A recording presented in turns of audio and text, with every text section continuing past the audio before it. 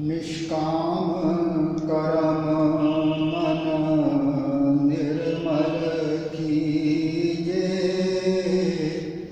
निष्काम कर्म मन निर्मल कीजे। निष्काम कर्म मन निर्मल कीजे। निष्काम कर्म मन निर्मल कीजे। भाव भगत प्रभ की तब सीजे। भाव भगत प्रभ की तब सीजे। भाव भगत प्रभु की तब सीजे। भाव भगत प्रभु की तब सीजे। मन का मान ये भरम की खाई। मन का मान ये भरम की खाई। मन का मान ये भरम की खाई। मन का मान ये भरम की खाई। सत विचार से ताप मिटाई।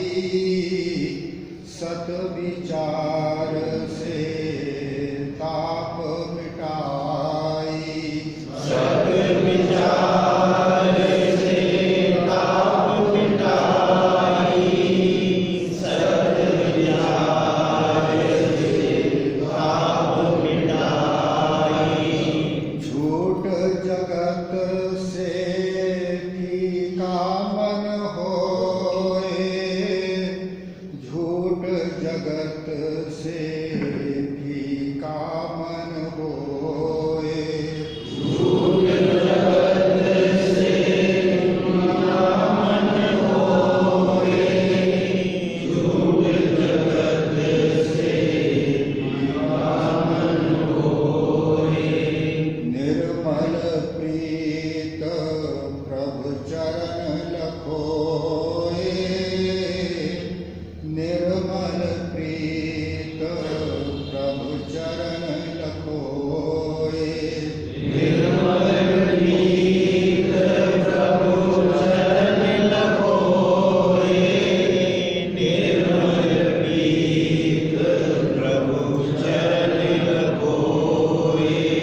प्रभु की प्रीत में हर जन रोए। प्रभु की प्रीत में हर जन रोए। प्रभु की प्रीत में हर जन रोए। प्रभु की प्रीत में हर जन रोए। साची कीरत चित आन समोए। साची कीरत चित आन समोए। साची कीरत चित्तान समोए। साची कीरत चित्तान समोए।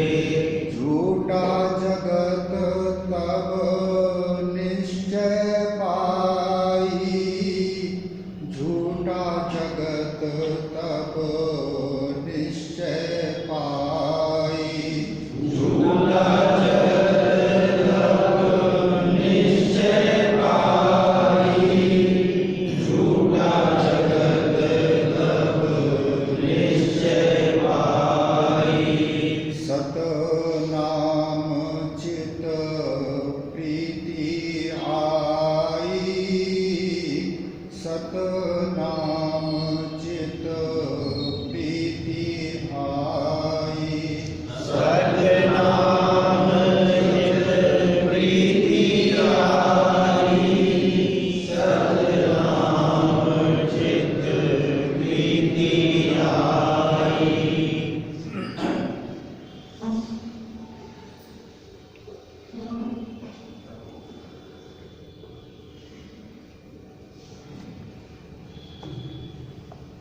गीता के दूसरे अध्याय से दो श्लोक हैं 47, 48।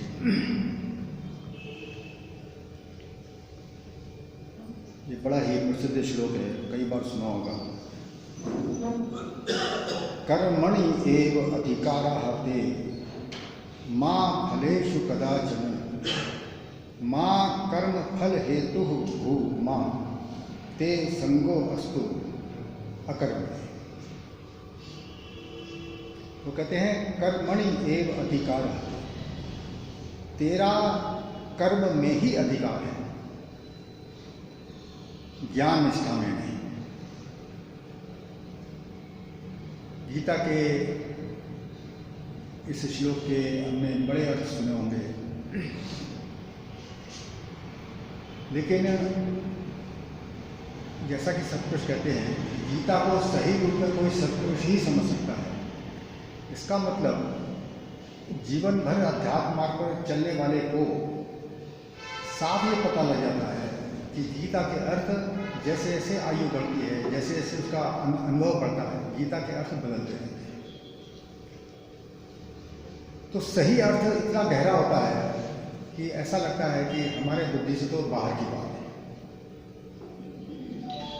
तो अब जब इसका अर्थ है कि तेरा कर्म में ही अधिकार है, तो सब यही कहेंगे गीता कर्म की प्रेरणा दे रही है, कर्म करो। लेकिन जरा उस दृश्य का विचार करें, जब अर्जुन कृष्ण के सामने खड़ा है, ये तो भूमि है, और वो जिनसे युद्ध करना चाहता है वही उसके धनुर्विद्या सिखाने वाले गुरु द्रोणाचार्य हैं। जिनकी गोदी में वो खड़ा वही खेला हो, वही भीष्म पितामह सामने खड़े हुए हैं, और सारे भाई बंधु उसके सामने मौजूद हैं। उसके मन में आ रहा है कि इन सबको मारकर मैंने ये उनको मार भी दिया तो मुझे मिलेगा, बहुत बड़ा राज्य मिल जाएगा, उसका सुख होगा। तो जिनके लिए हमने जीवन लगाया है सुख देने के वास्ते, उनसे हम सुख छीन लेंगे, उनको मार देंगे, तो उसकी ज्ञान दृष्टि खुल गई अंदर से कि मैं ऐसे सुख को नहीं चाहता।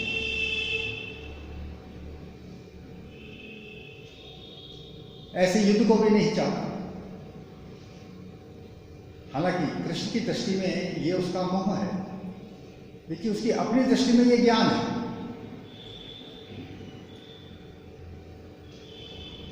इसलिए वो कृष्ण से कहता है कि मैं सन्यासी जीवन व्यतीत करूंगा, मैं ये युद्ध करना नहीं चाहता।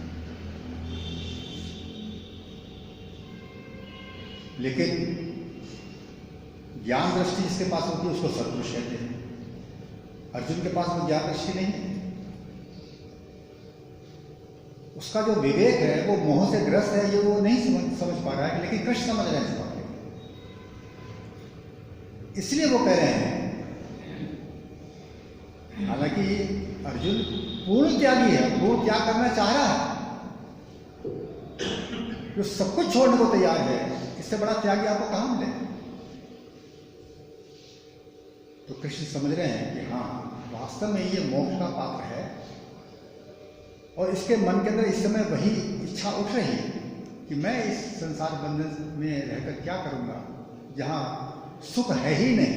इतने बड़े राज्य मिलने के बाद भी वहां सुख नहीं है, तो संसारियों को छोटी मोटी संपत्ति मिल भी गई, उनको क्या सुख मिलेगा।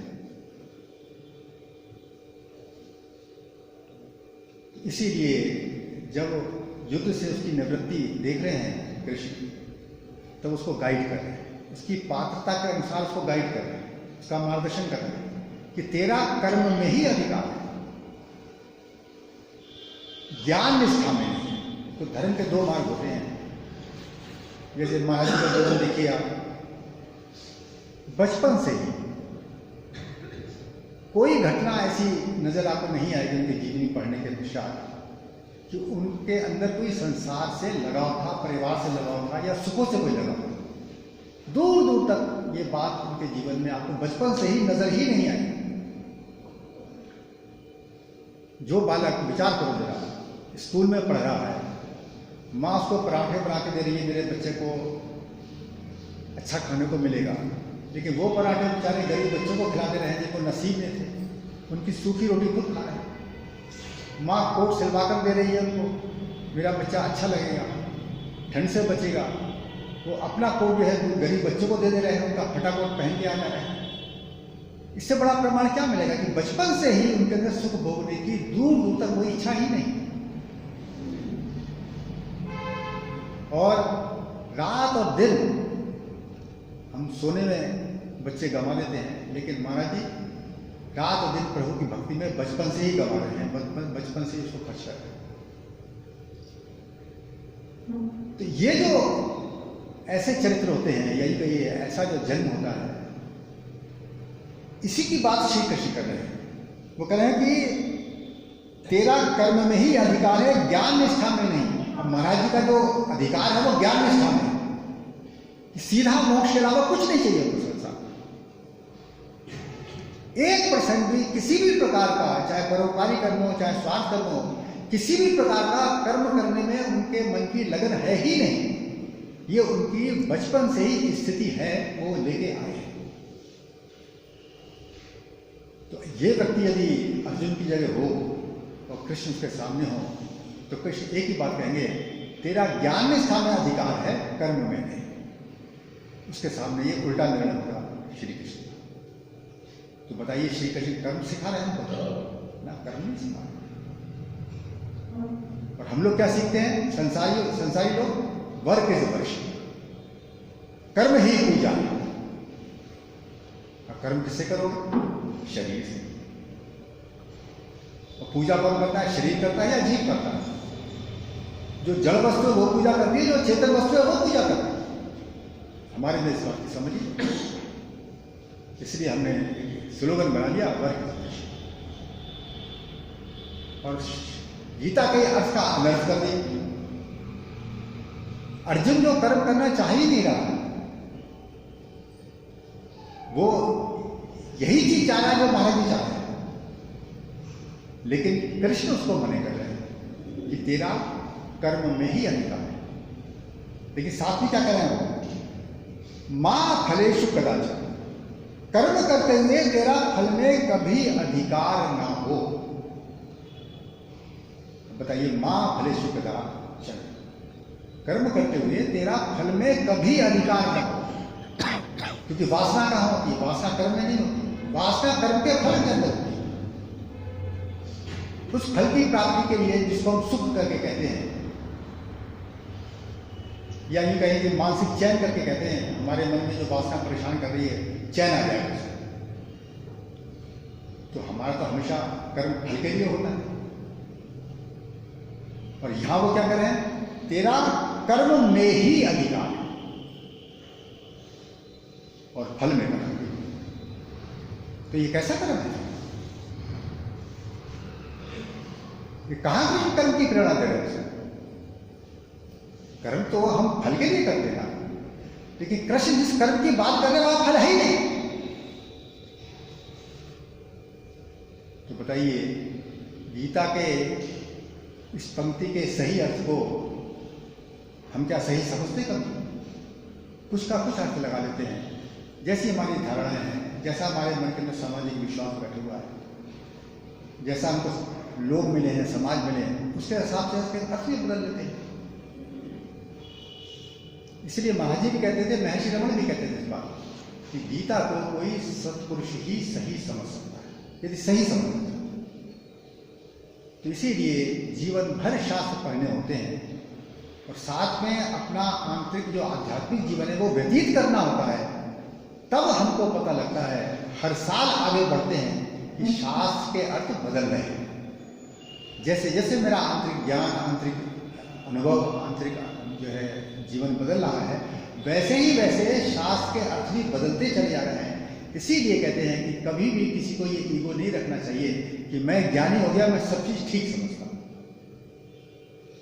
आज की स्थिति में जिसको ठीक समझ रहे हो, 5 साल 10 साल बाद पता लगेगा, नहीं मैं तो ठीक नहीं समझ रहा। बात तो असल में ये है। तो इसीलिए ये शास्त्र जीवन भर सुनने के लिए होते हैं, जीवन भर पढ़ने के लिए होते हैं और जीवन भर अपनाने के लिए। ये नहीं सोचना चाहिए कि मान लिया महाराज की जीवनी ही है, मान लिया एक सिंपल सी एक कहानी है, लोगों के लिए तो जीवनी कहानी होती है, लेकिन जीवनी कहानी नहीं होती, सत्य है। जो सतपुरुष की जीवनी को कहानी समझे या राइटर उसको कहानी की तरह लिख दे तो राइटर गलती कर रहा है और समझने वाला भी गलती कर रहा है, क्योंकि सतपुरुष का जीवन खुली किताब है। इसलिए महाराज कहते थे, प्रेमी इनके जीवन को देख के तुम इनके नजदीक आए, तुम्हारे जीवन को देखकर लोग तुम्हारे नजदीक आएंगे। इसका क्या मतलब? इसका मतलब सतपुरुष का जीवन खुली किताब होती है। जैसे जैसे आप वाणी पढ़ोगे, जैसे जैसे शास्त्र पढ़ोगे, जैसे जैसे सतपुरुष का जीवन देखोगे आप, वैसे ही वैसे उसके राज, उनके कर्म करने के राज खुलते चले जाएंगे और आप साधारण तरीके से जो कर्म सोचते हो वो सतपुरुष कर्म होते ही नहीं। तो अब बताइए, जब कर्म में अधिकार कह रहे हैं और फल में अधिकार ही नहीं कह रहे हैं कृष्ण, तो ये कैसा कर्म है? और आगे कह रहे हैं कि मां कर्म फल हेतु भू मां ते संगो अस्तु अकर्म। और कहते हैं कि कर्म फल में कभी तेरा अधिकार न हो, अर्थात तुझे किसी भी अवस्था में कर्म फल की इच्छा नहीं होनी चाहिए। अब इसका आगे दास कह रहे हैं, यदि कर्म फल में तेरी तृष्णा होगी तो तू कर्म फल प्राप्ति का कारण होगा। मां कर्म फल हेतु हु, कर्म फल का हेतु बनेगा, कर्म फल का कारण बनेगा। और यदि कर्म फल कर्म फल तो भविष्य में आएगा ना, तो कर्म फल यदि भविष्य में भोगना है, और जैसे कि अर्जुन युद्ध कर रहा है, युद्ध तो एक तीर लगा कर डेथ हो गई, और कर्म फल की इच्छा मन के अंदर बच गई, उसको प्रयोजन होगा नहीं होगा। उस कर्म फल को भोगने के लिए नए शरीर का उसका निर्माण होगा या नहीं होगा? आध्यात्मिक सिद्धांत के अनुसार, अध्यात्म विद्या के अनुसार, शास्त्र निर्णय के अनुसार, तो फिर मोक्ष कहां से मिलेगा उसको? अर्जुन को मोक्ष चाहिए, वो किसी भी कर्म के बंधन में रहना नहीं चाहता, इसलिए वो सब कुछ छोड़कर, सारे दुनिया के सुख छोड़कर, सारे कर्म छोड़कर वो संन्यास लेने को तैयार है। लेकिन कृष्ण कह रहे हैं कि तेरा अभी संन्यास में अधिकार नहीं है, अर्थात तेरा ज्ञान निष्ठा में अधिकार नहीं है। जिस प्रकार की महाराज जी का था, जिस प्रकार की महर्षि रमण का था, अब महर्षि रमण भी महाराज जी की तरह 8वीं क्लास पास, 9th क्लास में जब वो थे, उस समय उनको ये अंदर से प्रेरणा आई, कोई पथिक मिला था वास्तव में, अरुणाचल हिल पर, वो अरुणाचल हिल को देख के आ रहा था, तो उसने जिक्र किया था। तो वो कहते थे कि मेरे उस बात को सुनने के बाद अंदर से इतनी गहरी इच्छा होगी कि अरुणाचल हिल तूने जाना है। अब देखिए, सतपुरुष का भी शरीर का प्रारंभ होता है, वो उसका जोर मारता है और उस शरीर से वो कर्म हो जाते हैं, वो प्रारंभ करवा रहा है, उनकी इच्छा नहीं होती। तो 9th क्लास में ही घर से झूठ बोलकर, पिताजी की डेथ हो चुकी थी, चाचा मेरा जो भी हो, उनसे फीस ली उन्होंने और बस्ता लिया अपना और चल दिए। लेकिन अंदर से प्रोग्राम दूसरा था।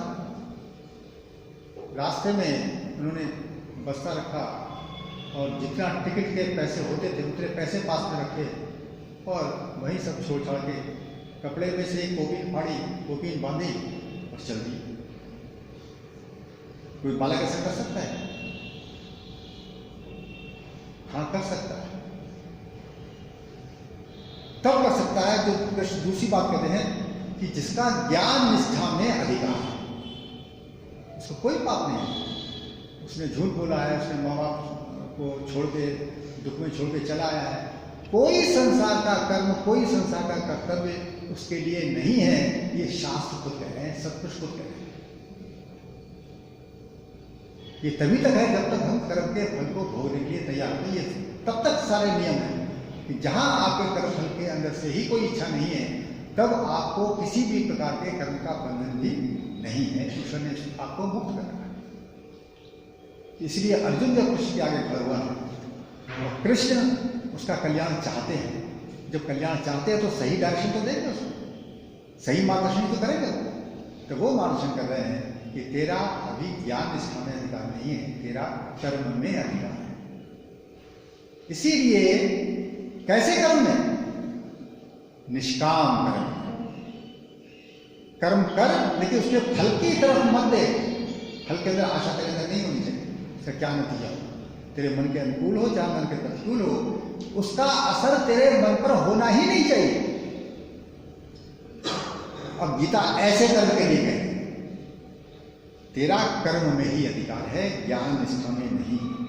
इसलिए आगे कह रहे हैं कि वो यदि कर्म फल में तेरी तृष्णा होगी तो तू कर्म फल प्राप्ति का कारण बनेगा, कर्म फल प्राप्ति का हेतु बनेगा। जब हेतु बनेगा तो भविष्य में तुझको शरीर चाहिए कर्म फल भोगने के लिए। तो मोक्ष तो कैसे मिल सकता? जिसको कर्म फल की प्रतीक्षा हो उसको मोक्ष कैसे मिल सकता? मिल ही नहीं सकता। महाजी को भी मोक्ष चाहिए था, महर्षि रमन को भी मोक्ष चाहिए था, और कृष्ण इस भेद को जानते हैं।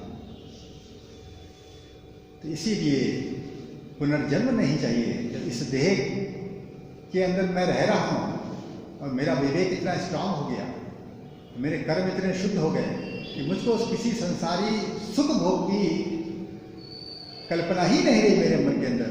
अर्थात बुद्धि के अंदर फाइनल निश्चय हो गया कि कर्म फल जो है केवल दुख होता है।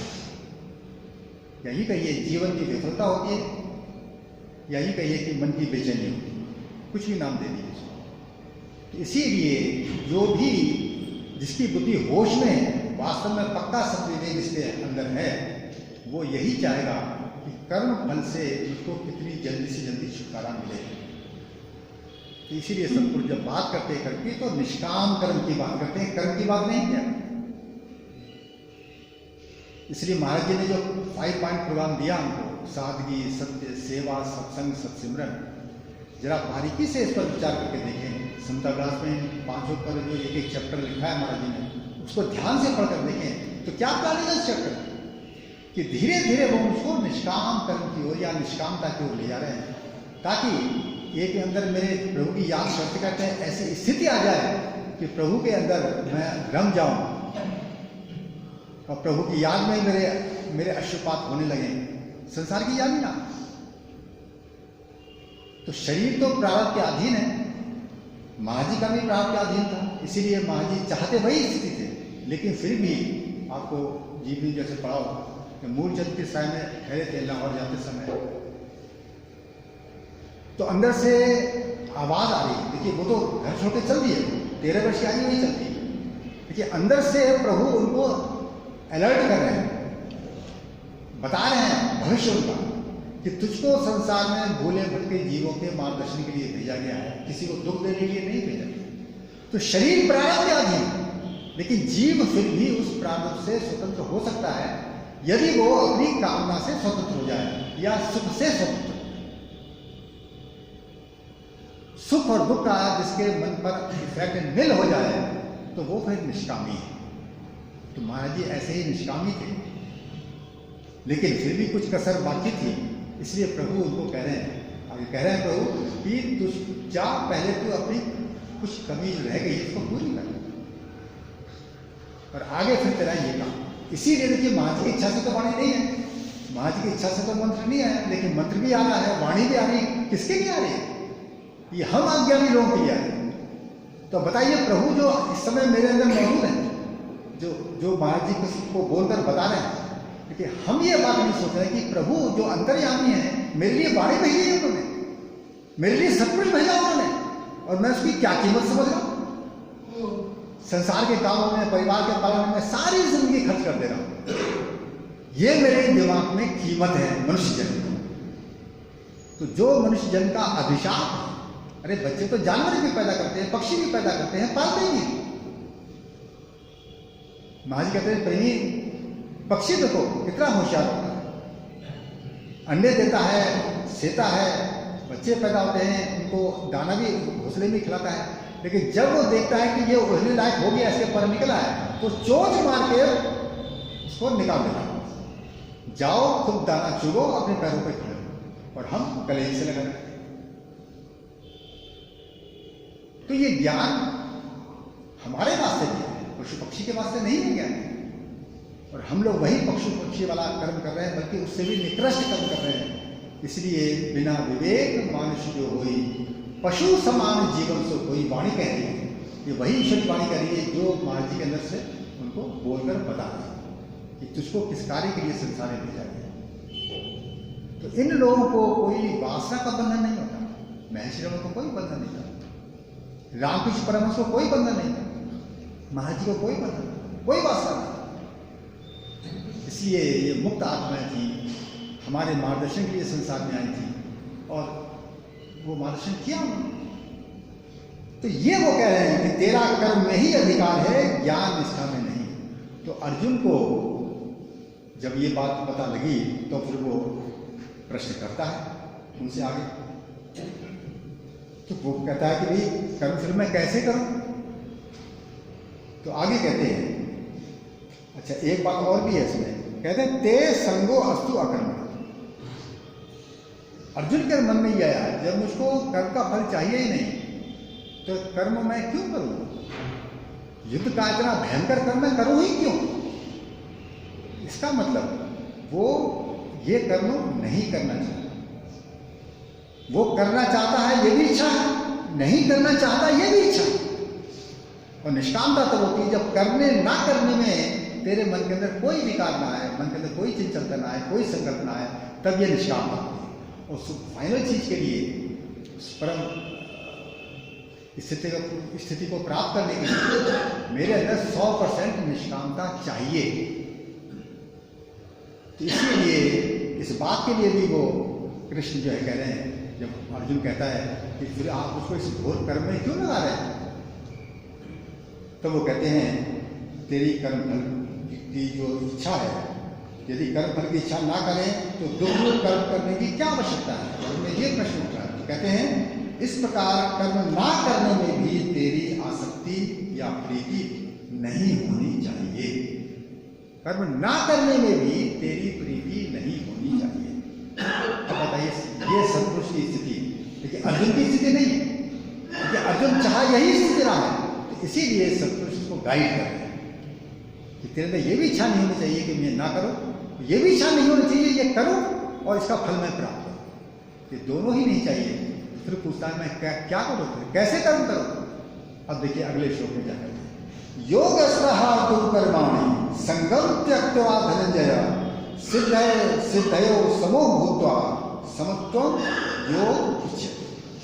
हे अर्जुन, योग में स्थित होकर केवल ईश्वर के लिए कर्म कर, उनमें भी ईश्वर मुझ पर प्रसन्न हो, इस आशा रूप आसक्ति को भी छोड़कर कर। फल तृष्णा रहित पुरुष द्वारा कर्म किए जाने पर अंतःकरण की शुद्धि से उत्पन्न होने वाली ज्ञान प्राप्ति तो सिद्धि है, और उसके विपरीत मतलब ज्ञान प्राप्ति का ना होना असिद्धि है। कहते हैं सिद्ध है असिद्धयो समो भूत्वा समत्वम योग उच्यते।